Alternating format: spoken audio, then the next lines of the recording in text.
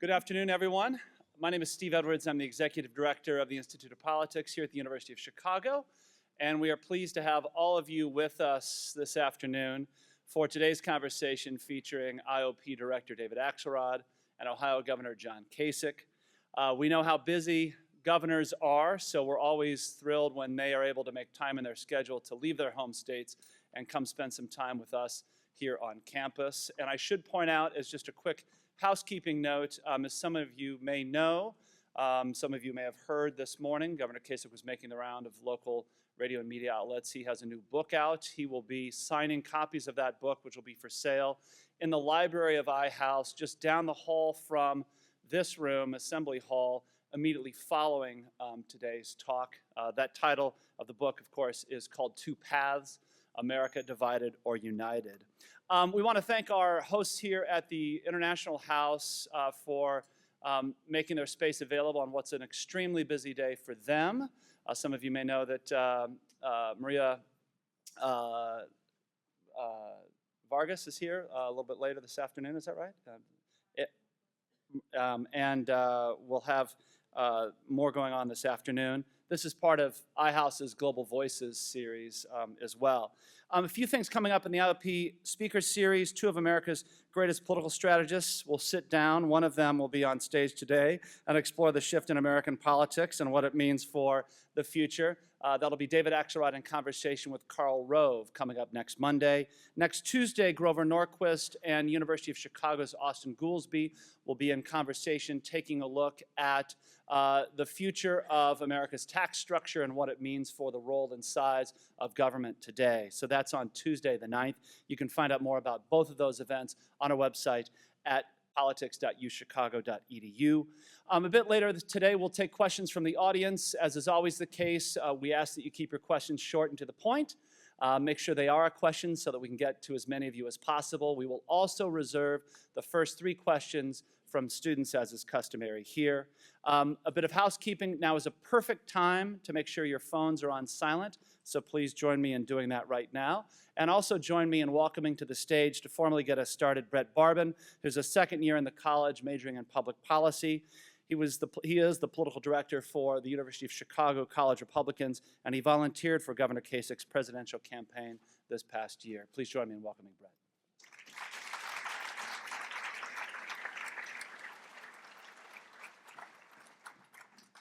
Good afternoon. Most of you may be familiar with the political history of John Kasich, two-time presidential candidate, governor of Ohio since 2011, chairman of the House Budget Committee in the late 90s when budgets were still getting balanced. But I would like to take the time to introduce you to a different John Kasich, a problem solver above partisanship. Orchestrating bipartisan solutions throughout his entire career, he has been chastised by extremes within both parties who would rather see the opposition fail than America succeed. Some might call Kasich a moderate, but he's just a realist who ardently pursues results no matter who is working beside him. It was this approach to politics that helped him stand out in last year's crowded primary field. Most candidates were in a race to the bottom towards lies, vitriol, and divisiveness, but Kasich stood at the end of the debate stage, picked fights with no one, offered experience and positive solutions, and won more than 4 million primary votes and even 1 vote in the Electoral College. A response that he gave in the first debate really resonated with me, and I believe encapsulated the message of his entire campaign. He said, "Economic growth is the key to everything, but once you have economic growth, it is important that we reach out to people who live in the shadows, the people who don't seem to ever think that they get a fair deal. A man of fiscal discipline and abundant faith, one who offers conservative solutions with a purpose, but beyond just keeping dollars in your wallet."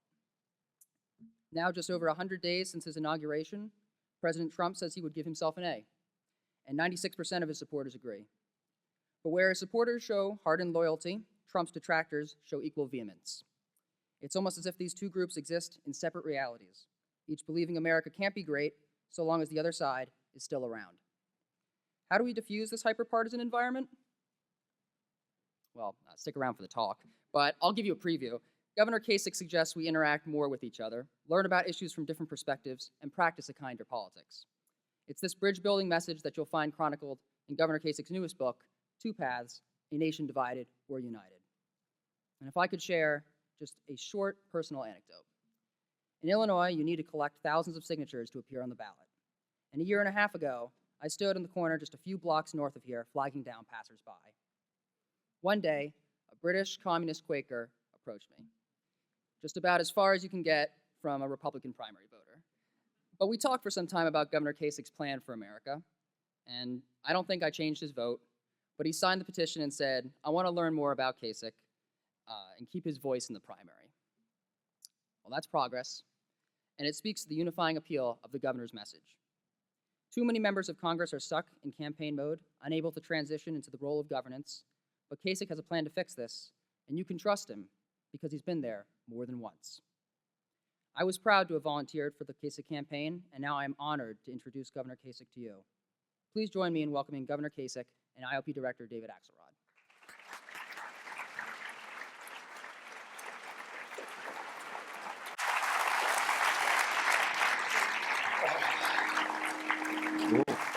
One of us is making noise. Thank you. I have to tell you, Governor, that this is a pretty good crowd for 2 o'clock on a Monday afternoon on a university campus. Well, I still see seats up there available. Maybe I should have been better with my sound bites. We wanted to test your eyesight, and so we left a few seats open there. I want to talk to you about your book, but before I do, I'd be remiss if I didn't ask you a little bit about the sort of news of the day. Now, I don't like report cards. I was a student here on this campus, and there aren't any professors left from then, but they would attest to that, why I didn't like report cards.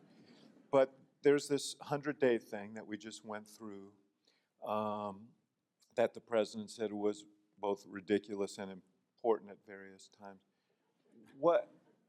What's your assessment of the first 100 days of the Trump administration? Well, I had been giving him an incomplete.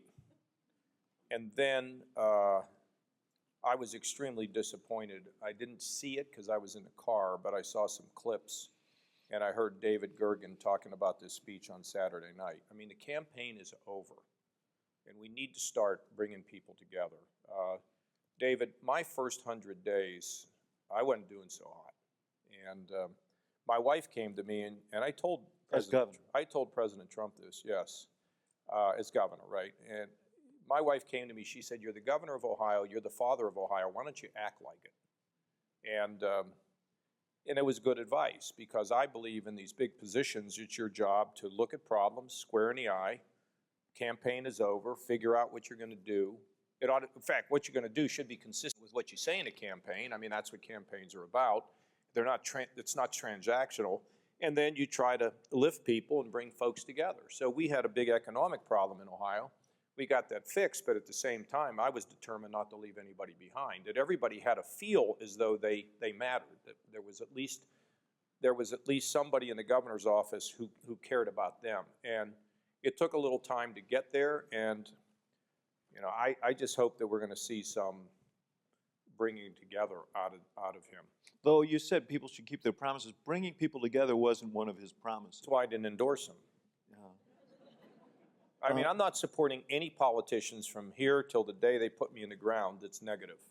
If somebody's a divider, I'm not interested. And David, a lot of young people here, I really believe the political parties, we didn't talk about this back here, but I think they're eroding. I really do. I think that young people today, they're not even a Republican or Democrat. They don't care about that. Most of them are independents now, and they're now thinking about, they don't know what they want to do. But I think it's very possible, we didn't talk about this either, for somebody who is very wealthy to be able to run as an independent if they have the skill to know how to communicate. I think it's very possible for an independent to be elected president in this country. If they're very wealthy. How's your book selling? Not well enough. I mean, maybe they can help me.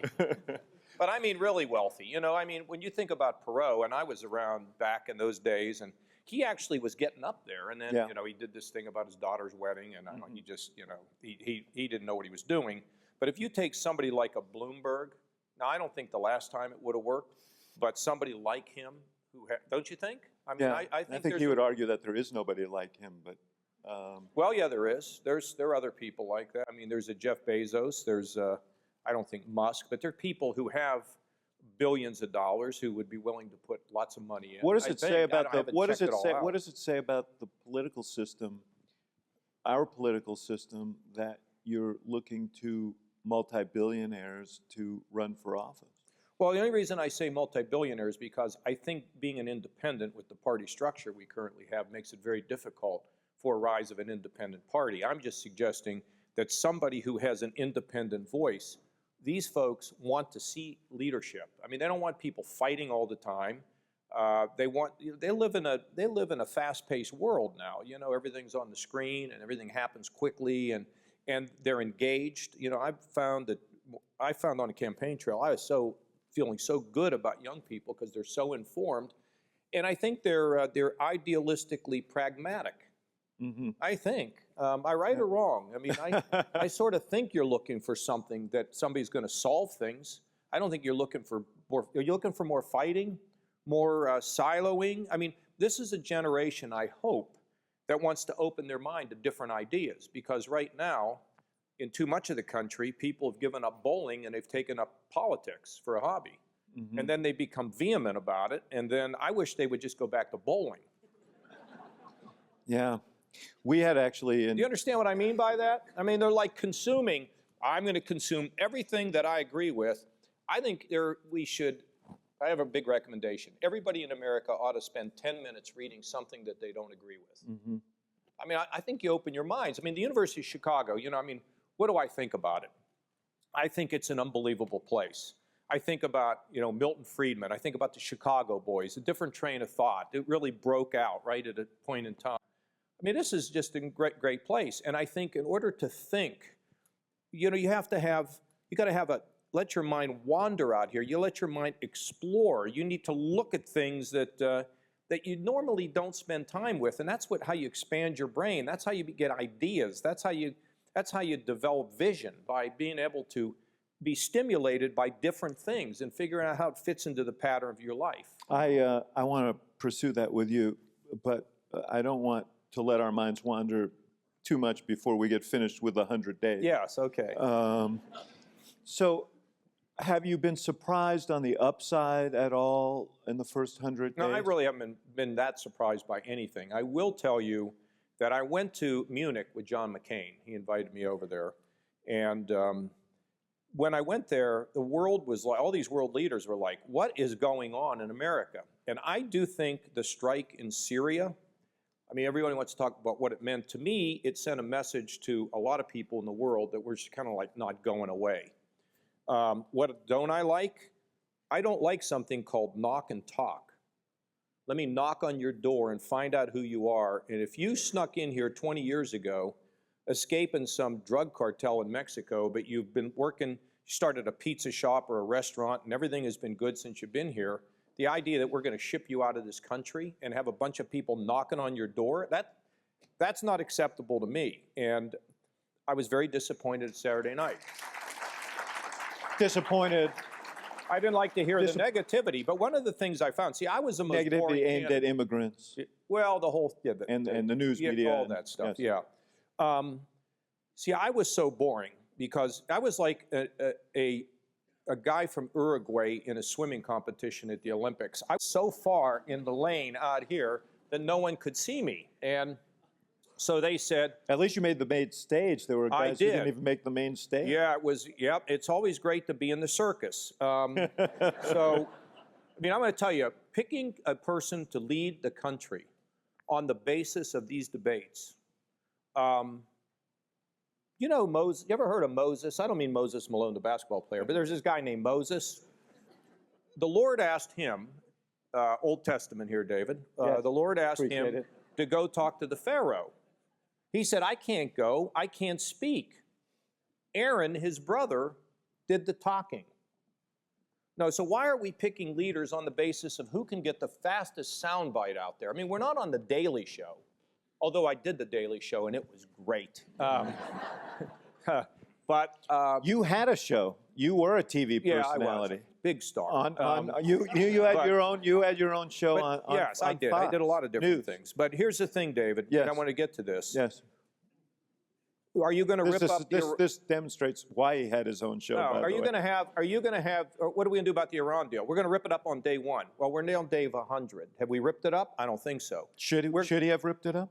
No, I don't. I mean, right now, I'm very concerned about the fact that the Iranians are not only they're violating the spirit, not the letter, but the spirit and the development of these ballistic missiles and all that. I'm glad that he's gotten tougher. We sent a letter to them. I'm glad about that. We can't let them off the hook. But had I said, oh, we're going to tear it up and then we're going to bomb them, I would have been all over the news the next day. Or trade, or, you know, like, we're just going to shut down trade. I said, well, no, we can't do that. So it was boring. And being governor was a disadvantage for me because I couldn't make wild promises. I'm just not going to do that. And I'm not going to go bashing somebody personally. It is not worth it. So some people think I didn't win. When I look at this audience, I think I did pretty well. I think I might have won that election. You know, it used to be that being a governor was considered a prime credential. There have only been 3 senators elected since the beginning of the 20th century, and governors and vice presidents and so on were the wellspring from, because they had the experience that people wanted. None of you did the best of all of them, but experience wasn't what people seemed to be looking for in 2016. Well, they wanted the sound bites. They wanted somebody to come and give them a pill or put a bumper sticker or have an app to solve all their problems. The media would focus on this podium when there was no one behind it because it got them higher ratings. But here was the stunning thing for me. I was pretty high-profile congressman, I thought. I was on Fox for almost 10 years. I was governor for the 2nd term. I went to New Hampshire, and my name ID was less than 2%. And I figured something out. If any of you ever want to run for president, either live in New York or live in Washington. Because if you live in Illinois, well, maybe a little bit better, but no one's coming. We just elected a president from Illinois not long ago. Well, here's the thing. Where was he? He was in Washington. So he got a lot of coverage. You see, in the Midwest, they don't cover you because then they have to come to see you. And travel budgets are less and everything else. So if you live in New York or New Jersey, you got the New York media. If you're in Washington shutting the government down every other day, you get a lot of attention. You read poems on the House floor. You know, that's how you get that's how you get attention. So I had less than 2% name ID in New Hampshire. I finished 2nd, never got a bounce, went to South Carolina when less than 1% of the people knew me. So it's now a matter of both raising money and taking some sort of celebrity into the race. And that's kind of the reality. I'm not whining or complaining. I love the fact that I got in it. I love the fact that I was there. It was a great experience. It changed my life. Yeah, well, you're kind of a celebrity. You filled the Well, room. you know, But famous fleeting. But my question is this: Donald Trump had never served in government at any level, and he'd never served in the military.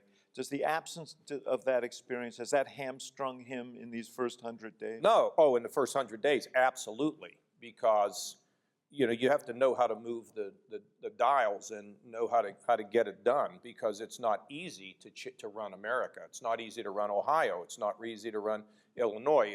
These are challenges, and I think one of the things that I regret is I think had I been able to win, I think I could have been a unifier in knowing how to pull people into the room. And sometimes we just deal with leadership, like the President Obama just dealt with leadership. To me, you go around leadership. If they're not going to work with you, you go find some other people. And you use your office to try to build people up and to give them something to do. I mean, there's a way in which you can lead. And having no experience, see, I think with him, he was in charge of of everything, right? So he'd say, do X, and X happened. Now he's got 535 boards of directors, and it's not so simple. Yeah. Let's talk about a couple of things that he's trying to get done with his board of directors there in Congress. Health reform is one of them. Repeal and replace was the mantra of the Republican Party, and I think all you guys in some form or fashion agreed on that. But he stumbled in his first attempt to do it, and you and a number of Republican governors opposed. No, not many. I mean, we did behind doors, but when the time came to sign a piece of paper, there were only 4 of us. Right. Why did you oppose that? And now there's another version that is slightly altered in that it gives states the optionality to... Yeah, I don't know that it got any better. In fact, probably got a little worse. But look, I was faced with, do we expand Medicaid? Yeah. Okay, so my Medicaid program is way under control. I'm only growing the program at 3%.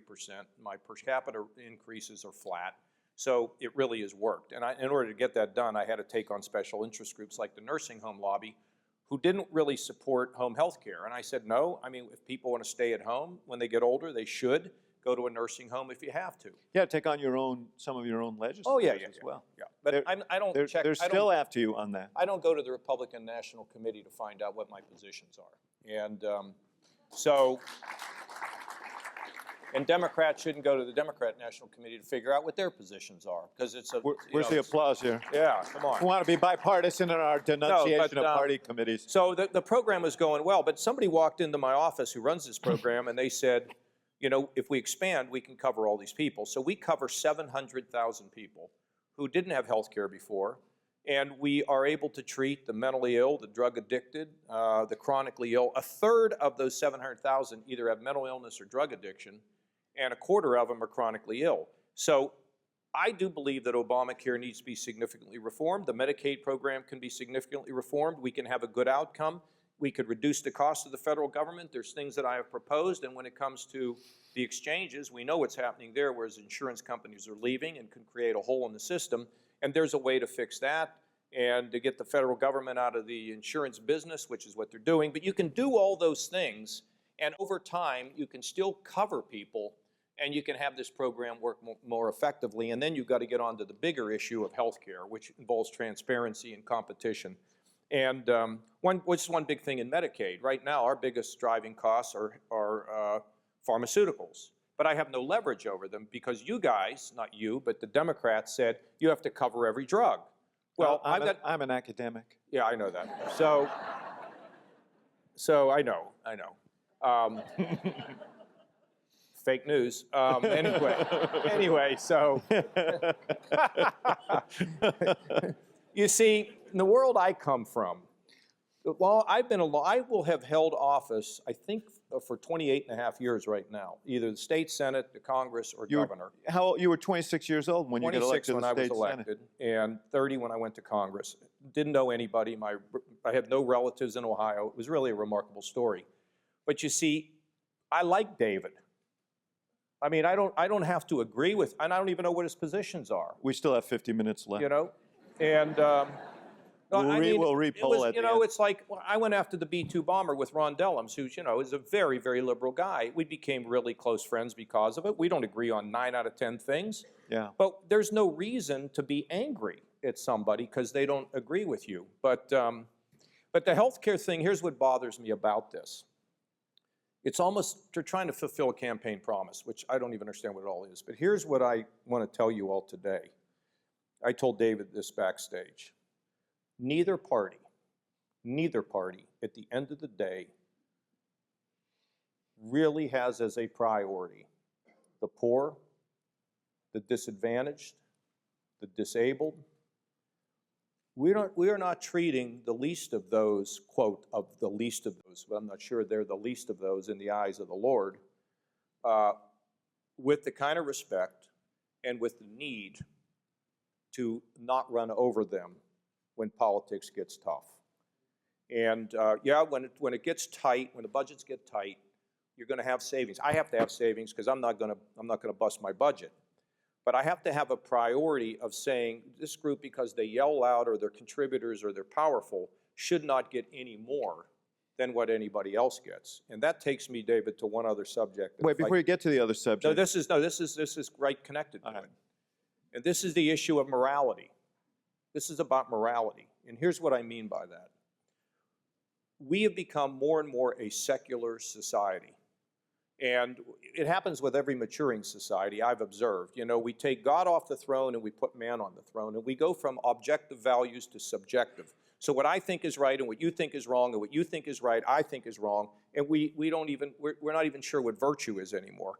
Now, religion has been hurt because people in religion have preached who's sleeping with who, and it hasn't evolved in the 21st century. But religion for me is about hope, grace, connectiveness, love my neighbor and treat my neighbor as I want to be treated. So when we erase that, then we begin to not be so attentive.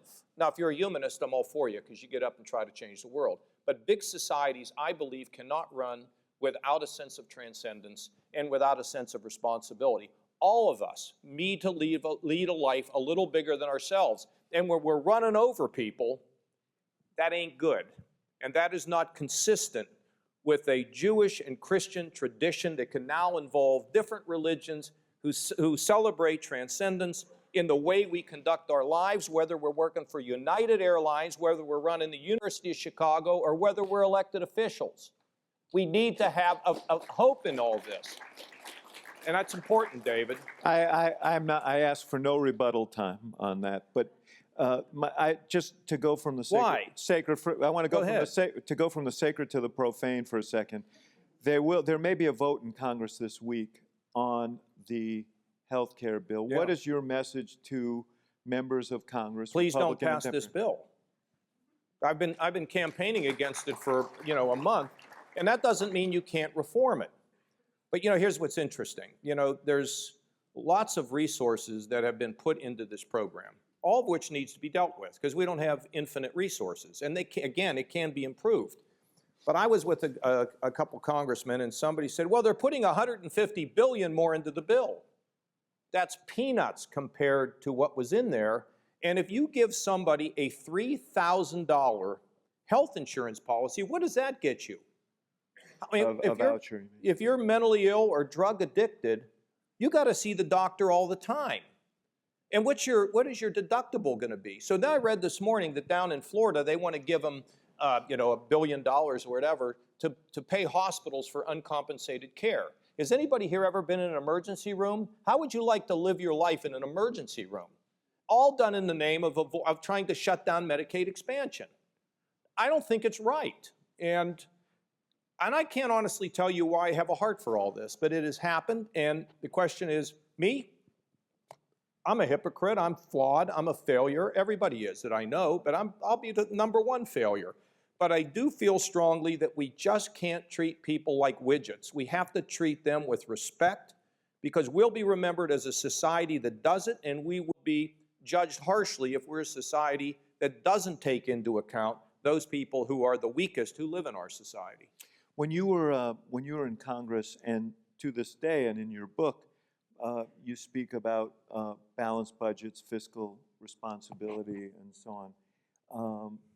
There is we got like a one-page summary of what the president's tax bill would be. You were around in Congress in '86 when the last genuine tax Great reform article in the New York Times about it yesterday. happened.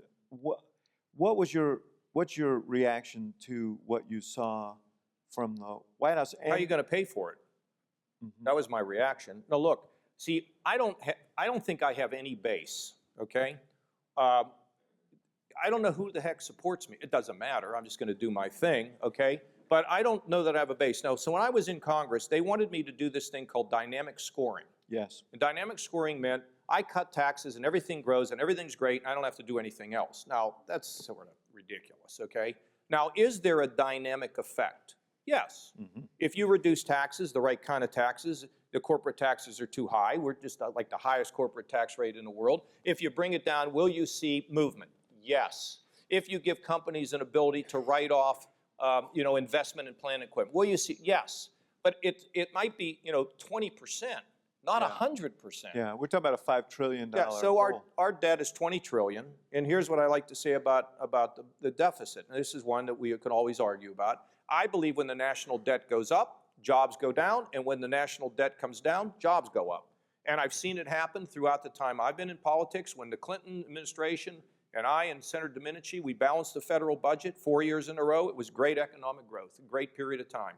So I'm for tax cuts, but you just can't say, well, we're not going to pay for any of them. And the reason is that if you read the article that Senator Bradley wrote yesterday in the New York Times, tax reform is like impossible. He was the sponsor of the tax Why reform is it in hard? 86. Why is it hard? If I'm going to give you a benefit, you're like, oh yeah, okay. But if I'm taking something from you, changing the tax code and taking away a tax preference so you can get something good, I don't hear from you, but I hear from you, and all you do is yell and scream at me. So I don't want to do that because that's too hard, okay? And that's the challenge. We need reform of our tax code. We do. We need reform of health care. We need reform of Obamacare. Just go do it and figure out and do it together. Do it together and you'll end up with a better product, just like we did with the '86 Tax Act. But it hasn't happened since for a reason.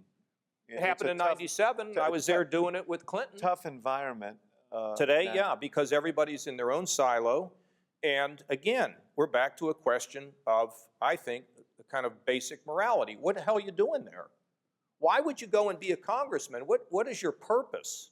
You know, that's not a, I mean, it's a good job. You get tickets to stuff and people listen to you, but is it really a great job? You spend a lot of time away from your family, you campaign, you raise money all the time, all that other stuff. That's a fallacy because most of these seats are so safe, you don't have to do anything.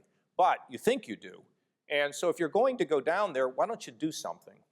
You know, why don't you do something? And that's, I don't understand it, David. I really don't. You say the seats are safe, but the fact is that the fear now is not about challenges from the other party, it's challenges within your own party. Yeah, you remember the old days when they said, well, such and such has a safe seat, so therefore they can do these politically unpopular things.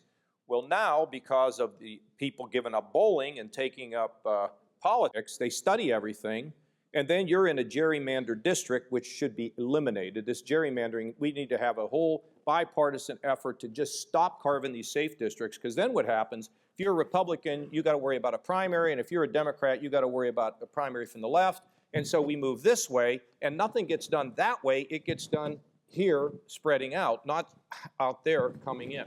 So let's talk practically about that. You write about the need to reform gerrymandering in your book, but you've been a politician all your life. No, I was out for 10 years. I was a distinguished businessman, journalist, and educator. You've Just been like you're an academic. Yeah. You've been a politician all For a your long life, time. except for when you were a politician on leave. So how likely is it? You deal with your own legislature. You've got gerrymandered districts in your state. They're going along to change this. How likely is it for legislatures, particularly given the fact that this is done on a state-by-state basis, to say, you know what, this is an unhealthy system, so I'm going to jeopardize my district for the greater good? We're going to get this. We're going to get reform on redistricting. In Ohio? Yes, we are. I don't know exactly how what it's going to look like. The legislative leaders have committed to me that they will engage in this process, and I think it can happen in my state. If it doesn't happen, the League of Women Voters is going to put it on the ballot. I mean, it's going to happen. You can do it by initiative in Ohio. Can. There are, I think, 12 states where you can do it that way. But way. I think it can happen, David, because, listen, as much as we look and we think things are dysfunctional, I served in these bodies. I know it is possible for a Republican and Democrat to come together on some issue, maybe once, for the greater good. I have not lost hope in that. I've not lost hope in anything. I'm as idealistic today as I was when I started when I was, 18 years old. And you know how I started, right? Yes, you went to see Richard Nixon. Well, what happened was, it didn't start right there. I went to see the president of Ohio State. I was in school for 2 or 3 weeks, and I was unhappy about something, so I asked for a meeting, and I finally got my way in, and I went to see him, and he had a nice office and nice carpeting and nice chairs and all that, and I said, I lodged my complaint, and I said, I'm undecided here at Ohio State, but looking at your office, your rugs, your furniture, maybe this is the job for me. What do you do? And so he tells me about his academic responsibilities and his fundraising. He tells me tomorrow he's going to go and see President Nixon. I said, well, I'd like to go with you because I got things I want to talk to him about. And so he said no, and I said, well, if I write a letter, would you give it to him? So he said yes. I wrote a letter, basically favorable. Gave it, I don't remember it that much, well, this is 1970, wrote him a letter, gave it to him, he carried it, and I signed it, sincerely, John Kasich, P.S., if you want to discuss this further, let me know. And so a couple weeks later, I get a letter back from the office of the president, and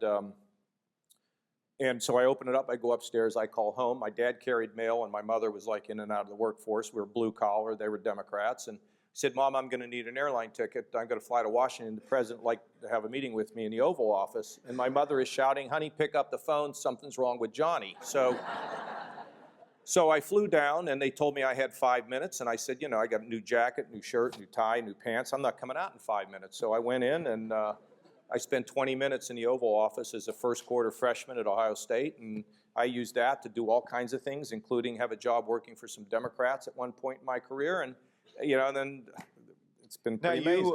you met with President Trump recently, right? I did. Yeah, and you might again. So if there are students here who would like to meet with President Trump, just give a note Yeah, to Governor yeah. Kasich, and he will deliver Make them. sure it's a big note.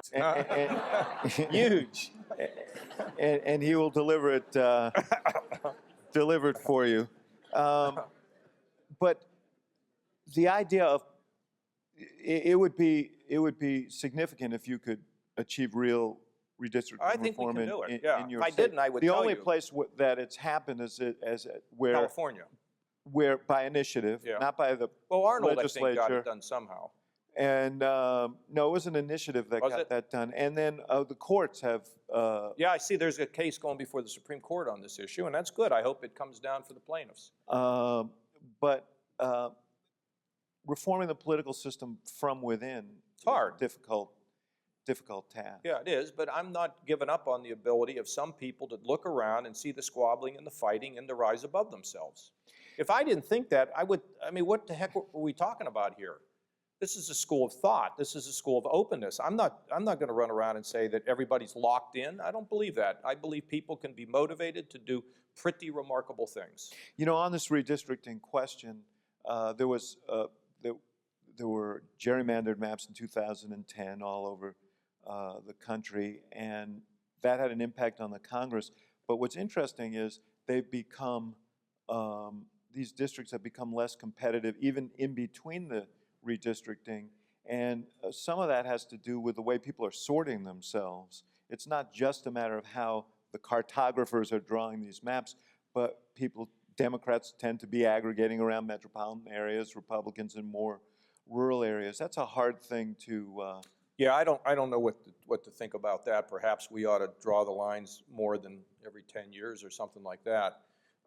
But, you know, I mean, it's a lot of young people who are moving into urban areas more than it is Democrats or, you know, Republicans. I mean, it's young people. Young people like the center city. They like being in Chicago until they're there long enough and their bathroom is in their living room and then they head home. But in all seriousness, young people, I think, again, are independent. They tend to lean Democrat. You're the academic. You study this. They tend to lead Democrat, but not necessarily. Yeah. And I just think that if you have neither of these parties are expressing anything that's turning everybody on. I mean, as you and I talked about backstage, the number one occupation in this country is driving. And within a decade, with autonomous vehicles, who's going to be driving? And all these people who are working, where are they going to go? Millions of people who drive for a Yeah, living. so I was talking to a friend of mine who's in politics, and he didn't have much of a vision. I said, why aren't you talking about these things? Why aren't you talking about the fact that you have a plan to use technology to make sure that our people have the skills in order to have a job? I mean, there's a lot of exciting things to talk about, and that would attract, I believe, young people, and a spirit of openness, and a spirit of, see, I think young people want us to care about everybody, even if they live in the shadows. I think they do. I think that they care about that. I may be wrong, but I don't think so. This driving issue goes to a larger issue, which is the rapid rate at which technology is churning. That applies to communications, and it applies to the economy. You know, we have a system, you're a student and a practitioner of it, that was created to make it hard to get things done. That's what the Founding Fathers wanted. They wanted to make sure that we didn't make precipitous changes, and yet now things keep coming at us at rapid pace, and the system isn't built to respond immediately. Well, no, I think it is built to respond in a particular acute crisis that we all agree upon. And I'll give you a good example. The issue of opiates and drug abuse. That's not blue or red. They'll move as fast as they can to get on top of that issue. The issue of human trafficking is another one. It's not blue or red. Let me ask you about the And so when we talk about this tsunami of economics coming, so we can talk about drivers, we can talk about artificial intelligence. Watson, you know, by the way, is, you know, that's artificial intelligence. Yes. We can talk about He graduated from here. Yeah, stockbrokers, risk adjusters. I mean, and yesterday there was a big article in one of the newspapers about us training robots. So the question is, and I just was at an Amazon fulfillment center, 3,000 workers, and they told me technology without people doesn't work, and people with technology doesn't work. But you have to get trained a certain way. And so the question is our K through 12 education system, is our education getting in the way of learning? Are we really teaching young people to be resilient? Are we really teaching them, are we really thinking about a way to have lifelong education, lifelong training? Because if you have people all of a sudden find themselves out of work and nowhere to go because our system is not working now, think about the division that that brings about. And then think about our universities. You know, down at Georgia Tech, they have collaborated with AT&T to come up with a computer science master's degree at a cost of $6,000. You see, if these institutions do not change, I believe they'll be disintermediated by technology and by good thinkers. And this is something that, I mean, to me it's exciting. Yeah. Because you can take the technology and you can figure out how it can be a help to you. Drones, I'll give you a good example. We have people that climb up on these bridges inspecting everything. Well, if you had a drone to be your assistant, you wouldn't have to climb as high, you wouldn't have to take on the danger. The technology can work for us, but And you wouldn't need as many inspectors. well, but you might need somebody to figure out how to operate the drone, how to interpret it. It doesn't have to be a zero sum or a loss. You know. And what's the role of the federal government in all this? Well, they need to come up with some job training that actually makes sense, and they don't have anything like that. And look, let me tell you, when you're a congressman, you might as well be on Mars because you're not really worried about what's happening in the streets. When you're a governor or a mayor, you take Rahm, I mean, he's got to worry about what's happening in the streets. I have to worry about what's happening. So they sometimes, there is a great idea about shifting a lot of programs down to the states where we can actually make them work, but you need to have some guardrails because, you know, you have to make sure that people, that we're not going to have public policy distorted because some people just are not enlightened out there. But you want to trust the states, you want to give them more power. But this issue is really a really big issue. I've had Siemens, the CEO of Siemens has invited me to their board of directors meeting and wants to talk about what's coming, and they want to inform me, and I want to work with them. And I've talked to the CEO of AT&T about coming together on some programs like they did at Georgia Tech. I mean, this is where we need to live. We're going to be taking some questions shortly, so if you guys want to queue up behind that microphone there. You mentioned how if you're a congressman, you might as well be living on Mars. You lived on Mars for a decade. I didn't know it. And how has being governor changed you? I mean, totally, because now you're dealing with real people and real problems. When you're in Washington, you know, you're far removed from it. I just give you a good example, welfare reform, which I was involved in the first time we did it. I just went to the Obama administration, who I work with pretty well. I went to the Obama administration. I said, now we have a work requirement. You got to work like 30 hours if you're able-bodied, which no one in America knows because they think anybody who's on welfare is, you know, that not everybody thinks this. But too many people think if you're on welfare, it's sort of a handout. Nobody realizes if you're able-bodied, you have to work, and if you don't work, then you lose your check. So, but one of the things I wanted to do, which I probably wasn't for before because I didn't understand it, is if you go and get a GED, it will count as a full part of your work requirement. Okay? I went to Obama administration. I said, I need to have a waiver. I want to do that. I want people to be able to get their GED, which is going to help them to get ahead and get a job because the welfare is about a path to getting a job, not for being stuck on it. I couldn't get it done. They wouldn't give it to me. Now, that doesn't make any sense. And there were reasons for it. The Republicans were watching waivers and all this stuff.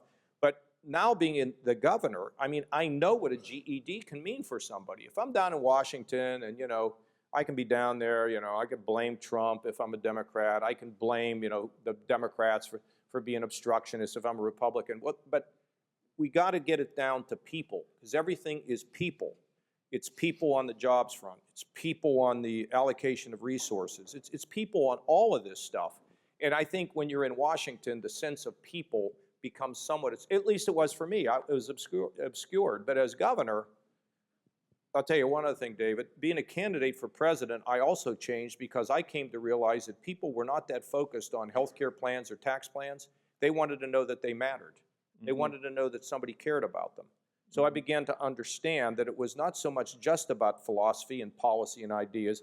It was about something bigger than that. And by the way, I think you worked for a guy who was all about this whole notion of hope and change and all that other stuff. I did. And look, he was you know, we we can have another panel to talk about why things didn't work out exactly what we want, but we lived in a flawed world, and that's just what it is. But the idea of that is correct, I believe. So last question of mine, and then we're going to go to these questions. You are, you've spoken about your belief in balanced budgets. Yeah. You are pro-trade. You've been in historically in your career, and we can go down the list. And those were values that were associated with the Republican Party, particularly when you were ascending in politics. Donald Trump got elected as an anti-trade guy. He's been less rigorous on the whole issue of fiscal balance and so on. And there are a series of other things that I could point to that are not traditional Republican positions. He won, you lost. Mm-hmm. And he even as he's not a popular president, he's popular with Republicans. Like 85% of Republicans give him a positive rating. What is going on with your party, and are you still a Republican? Yeah, I'm still a Republican, and I'm also amazed that the Democrats get their energy from Republican failures. I mean, how can you be a party where you get your energy from somebody else's screw-up, you know? I've been asking that for 8 years. Yeah, and so what I'm saying is, I think the parties, I think the Republican Party doesn't know exactly what it's for. It's a post-Reagan phenomenon, and I think that they're trying to struggle and scramble. Why are Republicans supporting him? Because we wear red and blue jerseys.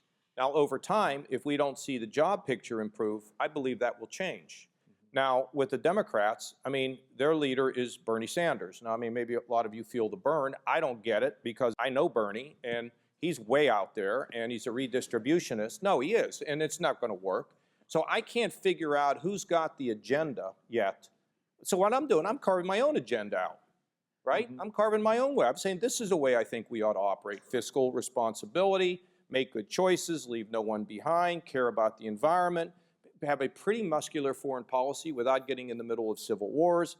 I mean, I'm very happy with the way that I'm doing things. I mean, if you're going to reform welfare for the poor, you ought to reform it for the rich. I mean, so what are you going to do with all this? I don't know. All this productive energy that you have. You're in your last year as governor. Do you see yourself running for president again? I have about a year and a half. The answer to that is I have no clue what I'm going to do. And here's what I'm trying to do. I think I need to do. I need to reduce my ego. I need to go somewhere. How's that coming? Well, you know, it's coming pretty well. I mean, better. I'm improved. I'm still, you know, like politics can help you. You know, if you're like here and you get here, that's improvement. It doesn't mean you made it. But reduce that, and then also be able to listen quietly somewhere, because I think there are voices that kind of whispers that tell us what we're supposed to do. And for everybody in this audience, you're made special. No one's ever been like you, and no one will ever be like you again. And if you really want to know the key to a happy life and a satisfaction in life, do what you were made to do. And if you listen and you think, you'll hear it. I believe you will hear it. And you can every once in a while ask for some help. So I don't know. I know that the most important thing, David, for a guy that's been in public life, now I'm getting all this exposure, is that power for me has to come in the best day from the inside out, not the outside in. Because if my power is coming from my position, then I'm failing. My power ought to come from who I am and how I was made and the people I care about, and that I carve a better world. That's what I have to do. And I don't have a clue where that's going to go, but I am going to try to stay active politically and keep a voice. Speaking of listening, let's hear some questions here. Hi, Governor Kasich. Thanks for joining us today. My question is, with such a factionalized Republican Party, what issue or stance or policy do you think will make a Republican going forward? And related to this audience, how do you communicate that to young people? Well, I think it is really about, you know, creating opportunity and jobs. And so the party needs, see, I think that the Republicans, by and large, when it comes to things like tax reform or cutting income taxes, I find we're losing our fervor for it. I'm not quite sure what we're for. But a party that is only focused on social issues isn't going to work. And by the way, you know, like the issue of abortion, which we could talk about, why talk about it? We already know that divides us. We're divided enough. Why don't we find 3 or 4 things that we can all agree upon and go talk about those and get to the other things later? So I think economics really matters. And I mean, there's a lot of good things that, I mean, look, we should be hopeful on the environment. We should be we should have a more positive message on the environment. We should have a more positive message in terms of not ignoring those who feel disenfranchised. I mean, I think these things are all what a party ought to be. Do you think the Trump administration has a positive message on the environment? No, I don't. Hey, Governor Kasich, my name is Ronan Shatsky. I'm a first year in the college. First of all, I just want to say the way that you think about politics is refreshing and it is inspiring, and I'm very glad to be able to hear you talk in person. I actually have a question from a friend of mine. Okay, well, that's good enough. Thank you. I have a question I saw from run and walk in with you. Is that? from a friend of mine who's from Ohio. Unfortunately, couldn't stay till the end today. Her name is Paige Resnick, also a first year in the college, and she wanted to ask you, considering that you won the primary in Ohio, but Trump won the general in Ohio, how will you work to meet the needs of your constituents when they voted for a man who you differ from on many issues? Well, look, he's president now, and I've said all along, you know, I root for him like I root for the pilot on my airplane. I mean, that makes a lot of sense. And look, there were a lot of Republicans that didn't think Barack Obama was born in America. That's distasteful for me. So, look, I don't need to be focused on that. What I need to do is to just drive the policies that I'm driving. Our problem now is we have such a lousy economy that I'm having revenue problems. And I'm not going to take Ohio into the worst Illinois is. I'm going to make sure that we are structurally balanced, and because that's a beacon for employment. We're up 460,000 jobs since I've been governor, and when I came in, we were down 350,000. So it all starts with economic growth, and it starts with the policies that I believe give you economic growth, which is fiscal responsibility, which has to do with your tax system and whether it encourages economic growth, and a regulatory system that is common sense and not punitive, but yet holds people accountable. And finally, the big issue, workforce. Can I tell a job creator that I will find them the engineers or whatever they need in order to be successful in running their business? Because this will emerge as the biggest issue of our time, in my opinion. Thank you. Thank you, Governor. I was impressed by you last year inviting and having a selfie with a Bernie Sanders impersonator who crashed That was your rally. great. I was in the crowd. But I could only imagine that Trump would also reach across the aisle and work with people like Bernie, at least having a selfie with his Android phone. And you called for restoring bipartisanship in this hyper-partisan age. But there are, among all the other more difficult impediments to bipartisanship, such as media echo chamber, gerrymandering, and the 2010 Citizens United, there is a relative... That was a terrible decision, by the way. There is a relative lower hanging fruit. Yes. Leadership. So a good definition I found about leadership is someone who goes the way, shows the way, and I just got to ask you to get knows to the the way. question because we got a bunch of folks. So my question is, do you think leadership has become an anachronism in this day and age? And if you were the president, how would you embody this leadership? You Okay. address this in your book. Yeah, I mean, I think leadership is really important, but so is followship. A term I think that I made up. I don't know. I don't think I read it anywhere else, but it's my idea. And here's what I'm saying. A leader has to show any organization, whether it's the Cubs, the White Sox, the Blackhawks, or whether it's a person running the country or running United Airlines. A leader has to paint a picture of taking that organization to a better place. And if they're successful in showing that vision, then you have followers inside of there, some of whom become leaders unto themselves to other followers to try to complete the mission. Now, and you need disruptors in any organization to try to point out things that sometimes we don't want to hear. Now, if the leader begins to obscure the vision or move that vision out to a place where it's no longer taking us to a better place, then I think the followers have to disagree. So here's the question for you. If you were working at the United counter when that guy wouldn't get off the plane, what would you have done? Now, my wife says, you know, John, it's not so easy because people have mortgages and families, and I get that. But there are ways that all of us can have ourselves be heard in a way that doesn't jeopardize our families. And so followship is something we need to think about. And just because you're a follower doesn't mean you don't matter, because there are leaders who are followers. And so I look at a lot of these organizations. Take Wells Fargo and all these phony accounts. What were they thinking? Now, some people tried to object, but the managers, the leaders who were of the followers didn't assert themselves and stick up, and that organization went way off the rails, and it was terrible. But then you have other places like Johnson & Johnson. You don't remember this, but David does. There was a Tylenol scandal. It would happen in Chicago. And the Tylenol people took all of the Tylenol off of all the shelves all over the world. You know how much they had to write off for their economic reports? And yet they did it, and they emerged a more powerful organization. So it's all things. It's leadership, it's followship, it's disruptors. Figure out where you fit. Governor, thank you on behalf of much of the audience for injecting relative sanity into the GOP. So 2020 is coming up, but on your book tour, you keep pronouncing that you're unlikely to run, but you haven't ruled it out, right? So let's say No, I don't mean 2020 is like right around the corner. Right, I mean, at some right, point. it's around the corner, right? So 2020 is around the corner. You're unlikely to run, but you're not sure. And you've also hinted that there might be an independently funded, independent candidate. Let's say you're not that candidate. You're rolling out of bed. Well, and let's say Michael Bloomberg is the candidate who will run.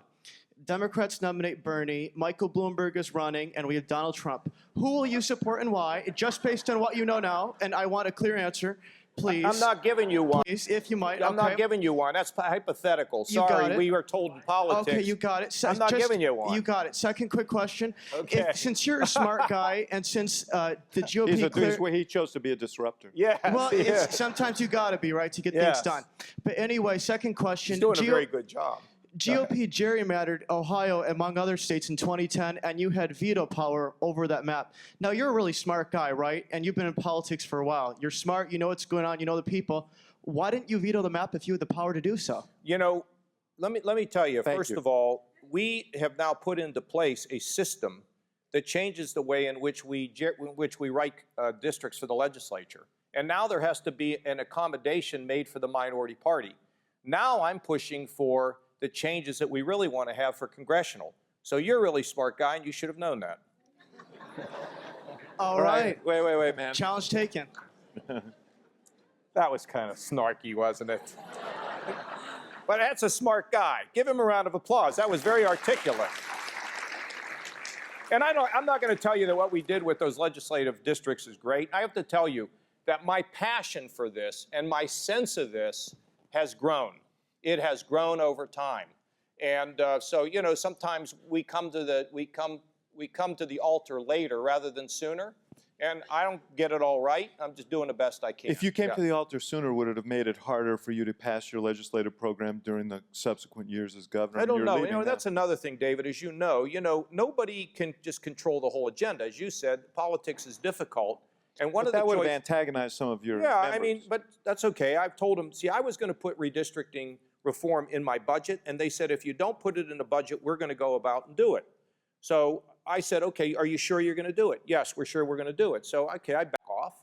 But you have to pick your fights. You can't fight on everything, and I'm not right on everything, obviously. And so it's all back to what you said about President Trump not having the skills to know when to fight, when not to fight. It's all part of the process. Yes. Hi, Governor Kasich. Greetings from a fellow Ohioan. I'm from Mason, Ohio, and as you know, a lot of suburban school districts like us were hit hard by the funding cuts from the state government over the recession. So given that you said that there might be like fewer revenues over the coming years, what's your outlook on school funding, like state support for local schools? Yeah. Well, first of all, we have been very robust in funding schools in our state. We've had, like, we're at record levels now. But here's the thing. The federal government eliminated revenue sharing. What we do is we collect all the money and then we send it out to everybody, the local governments, okay? And so we have to think about how we do that. Now, if a school district raises taxes, a levy, they keep 100% of it. But if we raise taxes or they come to the state, they only get a fraction of what they send to Columbus. So school districts really have to think more and more about the fact that they've got to take care of what they're doing where they are. But let me tell you another thing. School districts need to be working with other school districts. They need to achieve economies of scale in many different ways. Now, I also had a proposal, by the way, that would have taken money from the wealthiest school districts and given it to the poorer school districts because the wealthier districts have a better chance of being able to support themselves than the poor districts. That plan has really not been adopted. I made some progress on it, but not a lot. And that's because of politics. So that's something that really needs to be changed. We also have like 611 school districts. I mean, do we need 611? Could we just make it with like 500 if some of them merged, you know? And I understand these are tough questions and difficult issues. But, you know, so money, you need money to have good education, but just because you have money doesn't mean you have good education. Thank you. Sir, thank you for coming to speak with us.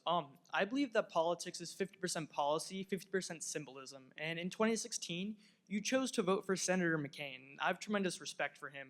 So my question for you is, what did you mean to say by not only not voting for Trump, but voting specifically for Senator McCain? And what did that vote mean personally to you? Well, John's one of my heroes. I mean, he's an amazing guy. You know, David knows him. I mean, there's nobody quite like John McCain. And, you know, I didn't know what I was going to do until the end. And I felt comfortable with going for McCain. And then he left me a voicemail that I wish I'd have kept. I deleted it, and I'm very disappointed. But I love John, and it was designed to say he's one of our heroes. He's a straight talker. He is not in a position of where he doesn't work with people in the other party, and I just like him. I think it was a good vote. Thank you. Yep. Governor Kasich, you've said that we need to emphasize protecting the environment, but you're also in favor of sensible regulation. How do we kind of balance these things going forward? Well, we don't want to be worshiping. I mean, I think that's a very good question. You know, you just don't go run. Look, coal is still going to be a part of our energy situation here in America for a while. And the question is, can we fix it? Can we make it cleaner? We've reduced significant emissions in Ohio over the last 10 years, like about 20% or 30%, I don't remember the numbers, but it's been significant. But we're also developing natural gas. But I'm in a little battle with my legislature now because I do believe in solar and wind and efficiency standards. And so this one is really kind of amazing. So I got sent a bill that changed mandates to goals. So I vetoed it. So now the House has come back and sent me another bill to do the same thing, change goal from mandates to goals. And I'm hoping it's not going to come to me again because I'm going to veto it again because I do think that these alternative energy sources are important, and but you just don't go, you know, like crazy into this stuff. It takes time, but at least now we're more and more aware of this. I mean, I have to tell you, I'm a little bit alarmed about the rainforest. You know why? Because I think there may be stuff in that rainforest that unlock the cures to diseases that we haven't even thought about. But you can't get there overnight. You get yourself on an arc. That's another thing I write about in the book. You have to think about life, I think, to some degree, this is one of the things I think about life, is part of like a relay race. So I run as fast as I can. I have a baton. I hand it off to you.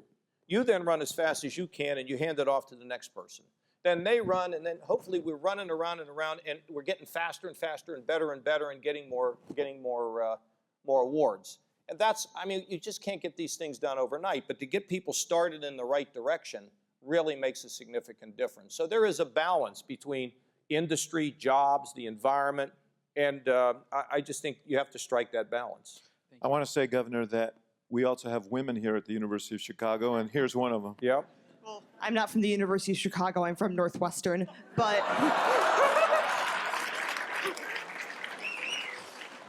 All right, next question. My question is, besides Richard Nixon's stellar reputation, what do you think allowed you to be so successful in politics at such a young age? Well, what happened was I took the Nixon meeting, okay, and then I applied for a job in the White House, which I didn't get. Then I applied the next year for a job in the White House. They put me in the National Institutes of Health. I went down there. I worked the summer, and then I would hitchhike to the beach, and I met a guy who worked for John Kennedy. I got to know him. I started to talk to him. I worked for him, and then I graduated from Ohio State, and I went to get a job. I didn't know where I was going to work. I saw the State House. Never thought I'd get a job there because I wrote all these congressmen. None of them ever wrote back to me. But I walked in there. I walked in on a fluke. A guy said, I'll hire you to write resolutions on grandma and grandpa and all this other stuff we do to make everybody feel good, which is good. And then I walked in there on Monday and they said, by the way, somebody got fired in the internship program. You should go apply. So I went in there and I told them basically I had run Washington for 2 years. And they hired me in this job. I worked there about 1.5 years. I quit my job. I ran for the state Senate. It was an unbelievable campaign. I won, and then I, got gerrymandered out, and I ran for Congress, and I won, and I won, and I won, and I won, and then I quit. And then I quit, and I went out, and David, I never knew that I was going to really go back, but I felt a call to go back. And so, that's kind of, I don't understand it, okay? I don't know why it all happened. But you know what? Since these good things have happened to me, then I got to use them for the good, right? So listen, to everybody in here, go for it. You have something you want to do, don't let anybody talk you out of it. You know who's most likely to talk you out of your dreams? The people who know you the best. Surround yourself with people who support you and can believe in you. Now, another thing, if you don't like yourself, okay, that's really important. And that means you got to find somebody to talk to so you can like yourself. You have to like yourself. And sometimes it means you have to uncover things that are not pretty or things that happened when you were a kid that you don't like. But once you learn to like yourself, you will accumulate very significant power. The other thing is, knock on the door, and when they won't answer, knock on it again, and then they won't answer, kick it in, kick it down. Barack Obama lost If you could do that when race. you're 18 and you're going to the White House, and you can. Barack Obama lost a congressional race by 30 points. You study these people who come back from adversity. It's amazing. Do not sell yourself short. You go to a great school, and also be polite. Have manners. Not like, thank you, oh, no problem, or, how's it going, man? You go walk to David Axelrod, you go, how's it going, man? That doesn't cut it. Stand out because you have manners, be respectful, and never, ever quit. Never give up on your dreams, and you'll be amazed at how far you'll get. Can I ask, is that woman there, are you a University of Chicago student? I don't care about that. Can we just reorder people? We'll get them all in there, but let's get some of these women up here. Thank you. And thank you for being here, Governor. You alluded to what seems to be a paradox almost, partially of strategy, partially of messaging, and also of policy. You talked about the necessity for a quick soundbite and a quick fix, but you also spoke just recently about a relay race, living life like a relay race. It seems like we don't have a relay race culture. And so I'm wondering how you balance that necessity to hear a quick solution, a quick fix, with the necessity to have a reasoned discussion and reasoned long-term solutions. Well, that's why you don't have to think that you have to get it all fixed yourself. And there's no quick fix to anything. If you're having trouble with math and you're at the University of Chicago, there's no app to fix you. It's going to be painstakingly difficult to get on top of it. For those that are a little older, those that are married, you have a bad marriage, you don't fix it overnight. It takes time to fix it. Anything in life that's worth having is a struggle. Look at the Cubs. It took them 100 years to win anything. 108. Yeah, 108. Was it 108, really? Yes. Yeah, Unbelievable, okay? You feel better about us beating the Indians now. So what I'm saying to you is, we need to live our lives realizing we can't fix it all, but we can make a pretty good dent in things and be comfortable with that. In terms of going to the soundbite and all that other stuff, what I'm saying in politics today, I probably have to get a little bit better if I'm going to be in this business at being able to say things in a shorter way. I'm not very good at that. I'm not a good bumper sticker guy, and I think it's a weakness in my communication, but I'll work on that later, okay? Thank you. Governor. Yes. Governor Kasich, I just want to thank you so much for being here. It's an honor to see you. So you were talking about how you want to have a muscular foreign policy but not overly intervene in civil wars. What would that look like for you, particularly with regards to Syria, Russia, and North Korea? Okay, well, in Syria, what I would have done is support the rebels, and I would have funded them. And I called both McCain and John Boehner years ago and said, this is strategic, this is important. I'm not a congressman or a senator, I'm just a governor. If I can help you, we need to support them. And then at that point in time, we actually knew who the good ones were from the bad ones, but we didn't do it. And I think had we done that, would have put enormous pressure on the Syrian government, but we are where we are now, and now it's very, very difficult. I don't believe in civil wars. I don't think they ever work out. You have to go places where our direct interest is at stake, and where not only that, but you have to avoid Hotel California. You can't just go with never getting out. You got to go with a plan to be able to get out. In North Korea, I said something, everybody set the whole media on fire last week. And what I said is, we ought to think about removing these people from power. And you know what now? Okay, here's the problem. Bill Perry, who was a Democrat Secretary of Defense, he looked at the problem and he said, if we go and take military action, there could be 1 million people that would lose their lives and soul. You saw what the Pope said the other day about the edge of humanity. I mean, but we also have a problem because we got a guy that has trying to put a missile on an ICBM, which would threaten all of us and everybody else in the world. So here's the thing. When I say remove them from power, the media, of course, right away clicks for cash, say, well, assassination. I didn't say that. I said remove them from power. And there are ways in which you can do that. And that's what we should be focused on in North Korea. Yeah, but when you got asked about what ways you reserve. Yeah, I said, I'm not going to sit around and tell you everything. You know, a lot of this is, well, I don't have to spell everything out, but I should have, because they jumped to their own conclusion. Well, here's your opportunity. Well, I just said, you can remove them in a variety of ways. You pluck them out of there, you move them, you find somebody who's willing to take some of that leadership group, and you just move them. You grab them and you move them. That's what you can do. And now, you know, how do you do that? You know what? I'll tell you how you do it. Because we have, I believe, the best intelligence and the best military capability of special forces that can do things that you wouldn't even believe. And so I believe that special forces can, in fact, grab people and move them out of that country. I think it is very possible. And so now, let me tell you, David, as I will say now, if they don't have the capability, if we don't have the intelligence, you can't do it. But here's the problem. We have no game plan here to actually deal with this guy. So I'm putting something on the table, and I think it's a good suggestion. You know what I also think? I think they're already planning it. Now, I have no information or no inside to say it, but if you don't think they're not thinking about using special forces to try to remove these people from power, then check under your pillow tonight for the money from the Tooth Fairy, because they are thinking about it, okay? Yes, sir. Well, yes, ma'am? Next question. Just one more question. Yes, go ahead, go ahead. Thank you so much. Governor Kasich, thank you so much for coming. You were a great speaker. I have just one question very quickly. Please don't get angry. It's a little bit aggressive, but many people believe that the Republican Party is racist, not just against African Americans, also against Latinos, Mexicans in particular. Please explain to me why this impression is incorrect. Thank you.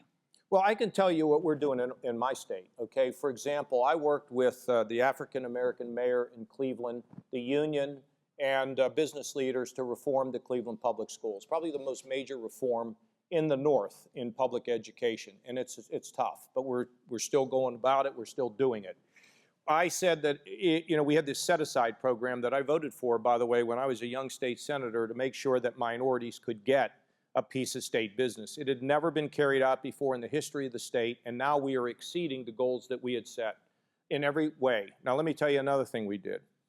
The issue of police and community, and I'm glad you asked the question, the issue of police and community is so important. We know about it here in Chicago. And we bleed all over America when we see what happens here with these young children, the shootings. I mean, so what I did was I took a woman by the name of Nina Turner. Some of you may know her. She's a former state senator. She's a liberal African-American woman with a son who's a police officer. She is my co-chairman, along with the former head of the Highway Patrol, who now runs public safety. And we took a diversified group of people, and they have come together and made unanimous recommendations about police and community. I can't get any articles written about this, I guess because it's good news. But here's what they've come up with. 1, a statewide policy on the use of force and deadly force. 2, an examination of the hiring and recruiting practices of law enforcement. 3, a requirement that all police agencies throughout the state are going to have to report any incidents, any stops, so we can take a look at them. So that's a far-reaching reform that every state ought to do. And if you start cutting people out, it doesn't work. And David will tell you, in my reelection, I don't know what, I got over 30% of the African-American vote. It was really pretty remarkable. So it's not just what you say, it's what you do. And so there are some people in both parties who, really embarrass themselves. But just because you hear rhetoric doesn't mean it's all, don't believe everything that they might write about. I can tell you from my standpoint, we're bringing people together. Do you think that, you said you were happy you got this question. You didn't exactly answer the question she asked, but. Well, yeah, my actions speak about how I feel. It wasn't about your record, it was about impressions of the Republican Party. Okay, I am in the Republican Party. But are you concerned that some of the things that the president has done has contributed to this? Well, I'm very concerned about the policy on immigration. And, I don't like this policy. And I don't agree with it, and I speak out against it. The Republican Party, there's not like some place you really go where they tell you what to do or what you say, any more there is in the Democratic Party. I mean, there are people who get into positions who try to speak for the party, but there's like no... president, though. President's a big position. I agree with that. Okay. It is, but that doesn't mean that because he says something, it's a reflection of all of us. That'll have to be the last word because I know Governor Kasich's on a very tight time schedule. Many of you who are interested in purchasing books and talking further with the governor will have an opportunity to do so as he signs books down the hallway here. I'll ask that you stay here while we get the governor off stage. But first, please join me in thanking him so much for being here.